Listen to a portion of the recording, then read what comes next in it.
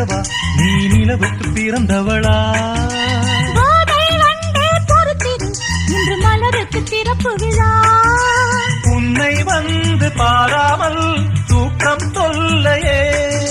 உன்னை வந்து பார்த்தாலும் தூக்கம் இல்லையே. ஒரு பாரம் உடை மீறும் நிறம் மாறும் கனியே. இதழ் ஓரம் அமுதூரும் பரிமாறும் இனியே.